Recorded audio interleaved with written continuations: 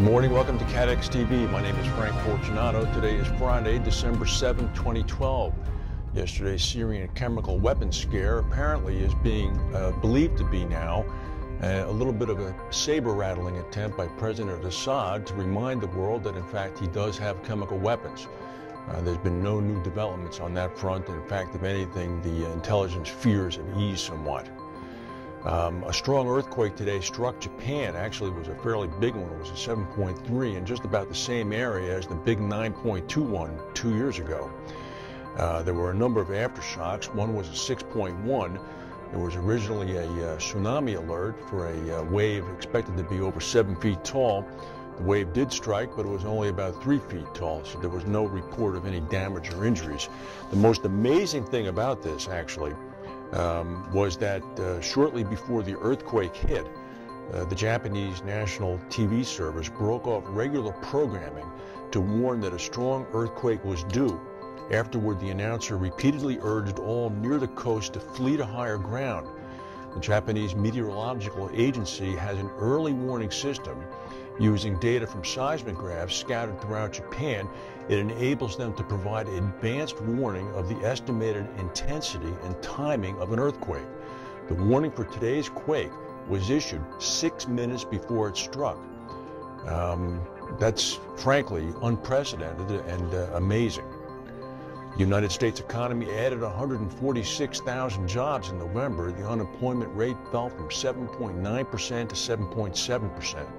Economists had been expecting a job increase of only 80,000 jobs and the unemployment rate to remain at 7.9. Stock market futures are up already. There was a rare tornado in Auckland, New Zealand yesterday, killing 3 men. The 3 men had tried to take refuge from the tornado by sitting in a cab of a truck. Unfortunately, the cab was hit by a concrete slab that apparently was dislodged by the wind from above. At least $11 million in damage has been inflicted. The Prime Minister is visiting the site today. Meanwhile, the area is being hit by heavy winds today of about 60 miles per hour and rain. Approximately 2 inches of rain are expected. The sinking of the Baltic Ace car carrier in the North Sea yesterday is possibly being attributed now to human error. This is according to the ship management company that operates the ship. They say that the 23,500-ton ship, which went down with 1,450 cars, Mitsubishi cars, off the coast of Belgium, was operating in good weather, normal weather. They said there was good visibility, so they feel most probably that this was a human error. The collision occurred along one of the busiest routes in the world in the English Channel, which remains a high-risk area. Aon Benfield's CAT modeling people are coming out with some estimates concerning the UK floods this year. They say that the recent floods to hit the United Kingdom damaged over 1,100 homes and are probably going to cost insurers up to £500 million.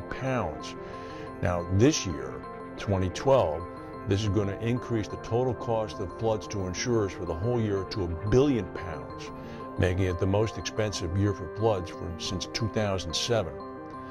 Also, the Aon Benfield announcement included some information about Australia. They say that claims payouts related to 2 periods of severe weather in Australia during November will total at least $105 million US.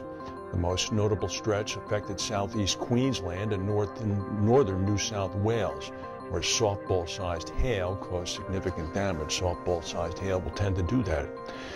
New Jersey Manufacturers Insurance Company, New Jersey's largest underwriter of car policies and homeowner policies, says that it expects losses from Hurricane Sandy to exceed $300 million. The losses now mean that NJM will be hit with 4 times above what it paid out for Tropical Storm Irene last year, which was at that time the most costly event in the company's 99-year history.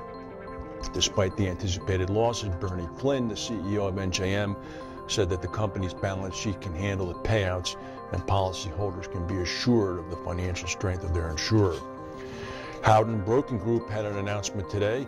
They announced that the former CEO of Heath Lambert, who also did a very brief stint at Gallagher International, Adrian Colosso, is going to be joining its board as a non-executive chairman in 2013. course, today is December 7th, so that means that 71 years ago, the Japanese attack on Pearl Harbor occurred, the so-called day that will live in infamy. More than 2,000 people will gather later today at Pearl Harbor to mark the event. The National Park Service and the Navy are hosting the ceremonies there in remembrance of the 2,390 service members and 49 civilians killed in the attack. That is the news for today. If we have any breaking news, we'll come back and tell you. Have a good weekend. Thank you for watching, and we'll see you on Monday.